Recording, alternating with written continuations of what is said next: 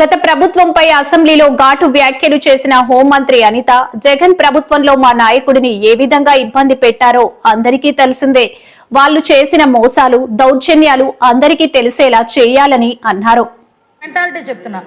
ప్రజావేదిక కూల్చిన తర్వాత వేస్ట్ ని కూడా 5 సంవత్సరాలు కూడా తీయకుండా అలాగే ఉంచి ఆవే నుంచే సీఎం గారు వెళ్తారు, చంద్రబాబు నాయుడు గారికి వెళ్తారు కాబట్టి చూడాలి అని ఒక సైకిక్ నేచర్ కి పరాకాష్ఠగా అక్కడ చేసిన సందర్భాన్ని కూడా మర్చిపోకూడదు అధ్యక్ష.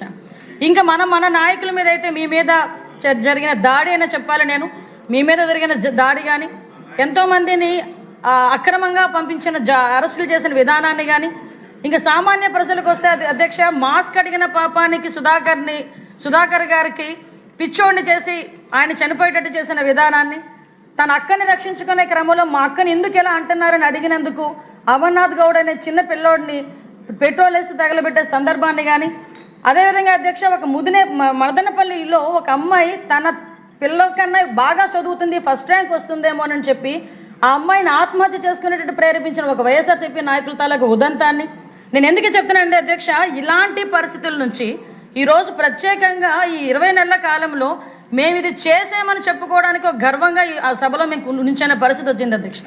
లాస్ట్ పరిస్థితి ఏంటంటే యాక్చువల్గా పోలీసుల పరిస్థితి ఎలా అయిపోయిందంటే అధ్యక్ష, ఎందుకంటే చాలా ఇంకో 4 మంత్రులు కూడా మాట్లాడాలి. నేను ఒకటే చెప్తున్నా అధ్యక్ష, ఒకటేంటంటే ఆ లాస్ట్ 5 సంవత్సరాలు కూడా ఒక బ్లాక్ డేస్ కింద మారిపోయే పరిస్థితి. రాష్ట్ర పాలన అనేది అధ్యక్ష చట్టం ఆధారంగా కాకుండా ఒక భయాన్ని ఆయుధంగా చేసుకుని జరిగిన సందర్భాన్ని కూడా చూసుకున్నాం.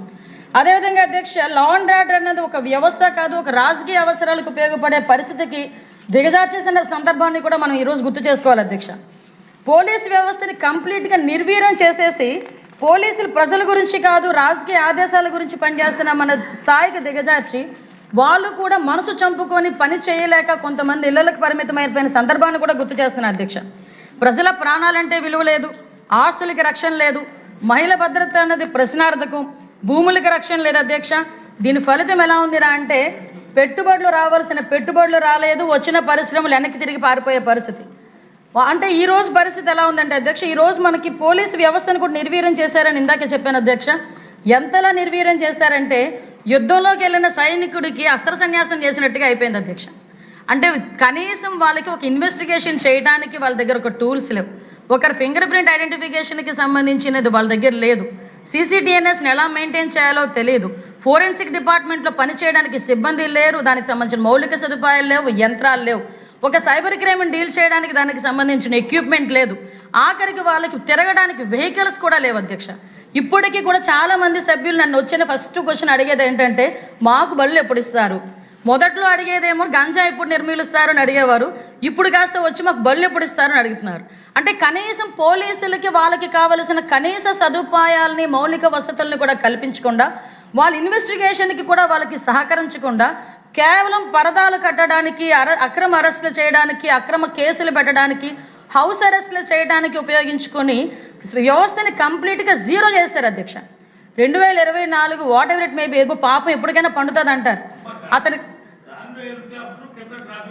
అదే అంటే గాల్లో హెలికాప్టర్ కింద నుంచి ఎవరు పేలుస్తారని భయపడినట్టున్నాడులే అన్న. సో ఆటోమేటిక్ నిజం అధ్యక్ష, అసెంబ్లీ నుంచి అతను వాళ్ళ ఇంటి నుంచి అసెంబ్లీకి రావాలంటే 2000 మంది పోలీసులు రోడ్డు మీద ఎండలో నిలబడాల్సిన పరిస్థితి.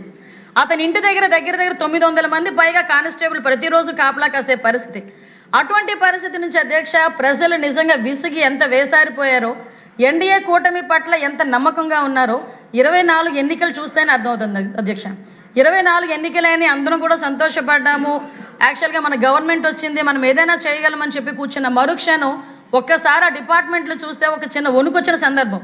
ఎందుకంటే వాళ్ళకి కనీసం ఏమీ లేవు. ఫింగర్ ప్రింట్ ఐడెంటిఫికేషన్ అనేది చాలా మెయిన్, అది అవసరం అధ్యక్ష. ఎందుకంటే ఎవరైనా ఒక అనుమానాస్పదంగా తిరుగుతున్నాడంటే వాడికి ఇంతకు ముందు హిస్టరీ ఏమైనా ఉందో అవన్నీ తెలుసుకునేదానికి అదొక టూల్.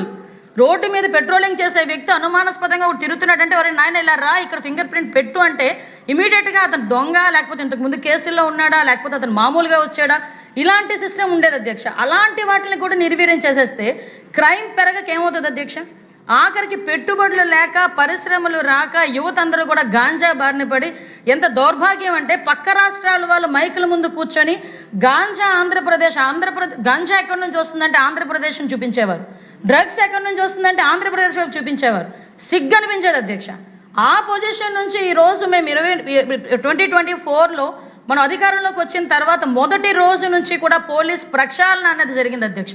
అసలు పోలీసులకి మినిమంగా మనం ఏమి ఇవ్వాలి, పోలీసులకి ఏం కావాలి అని చెప్పి ఆ సీసీటీవీనెస్ మెయింటెనెన్స్కి కానీ, మనకి ఫింగర్ ప్రింట్ ఐడెంటిఫికేషన్కి కానీ, పామ్ ఐడెంటిఫికేషన్స్కి కానీ, ఫోరెన్సిక్స్కి కానీ, వీటన్నిటికీ కూడా పాత బకాయిలన్నీ చెల్లించి తిరిగి వాటిని రీస్టోర్ చేయటం. ఇంతకు ముందు చంద్రబాబు నాయుడు గారు సీఎంగా 2014 నుంచి 19లో ఉండేటప్పుడు 14,000 సీసీటీవీ కెమెరాస్ అప్పుడు పెట్టున్నారు. ఆ 5 సంవత్సరాలు కూడా సీసీటీవీ కెమెరాస్ బొమ్మల్లాగా అలానే ఉన్నాయి, కానీ ఒక్కటి కూడా మెయింటైన్ అవ్వదు, కనీసం ఒకటి కూడా పని చేయట్లే. మళ్ళీ అగైన్ 24లో మనం వచ్చిన తర్వాత ఆ 14,000 సీసీటీవీ కెమెరాస్తో పాటు ఈ రోజు దగ్గర 1,40,000 సీసీటీవీ కెమెరాలని ఈరోజు సుమారుగా రాష్ట్రం మొత్తం మీద మనం పెట్టుకొని కమాండ్ కంట్రోల్ రూమ్ ద్వారా మనం మానిటర్ చేయగలుగుతున్నామంటే ఇది ఈరోజు ఎన్డీఏ కూటమి తాలూకా ఒక నిబద్ధత అని చెప్పి మనం అందరం కూడా చెప్పుకోవచ్చు అధ్యక్ష. ఎందుకంటే అధ్యక్ష ఈరోజు మేము మన ప్రక్షాళన అదేవిధంగా ఒకటే అధ్యక్ష, మా తాలూకా ఎయిమ్ కూడా ఏంటంటే అధ్యక్ష, మనకి ట్రాన్స్పరెన్సీ ఉండాలి అడ్మినిస్ట్రేషన్లో, ఫియర్ ఫ్రీ సొసైటీ రావాలి, టెక్నాలజీ డ్రైవ్ అండ్ గవర్నెన్స్ రావాలి, పీపుల్ రైడ్ అప్రోచ్ రావాలి.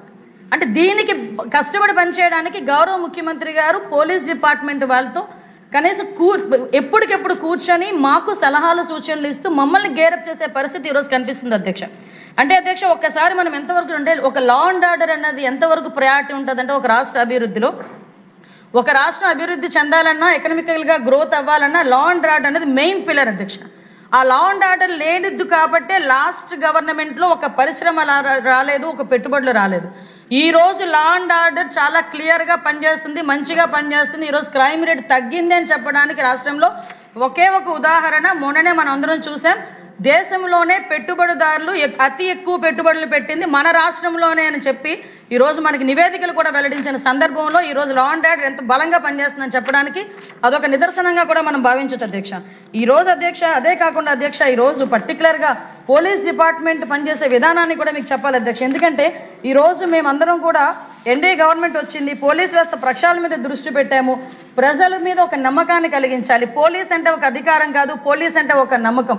ఈరోజు పోలీసు వస్తున్నారంటే భయపడే పరిస్థితి కాదు, భరోసాగా నిలబడే పరిస్థితి ప్రతి ప్రజలకి కూడా రావాలి అనే ఉద్దేశంతోనే ఈరోజు మేమందరం కూడా ముందు మా పోలీస్ డిపార్ట్మెంట్ అంతా చాలా ఎఫెక్టివ్గా పనిచేసే పరిస్థితి వస్తుంది అధ్యక్ష.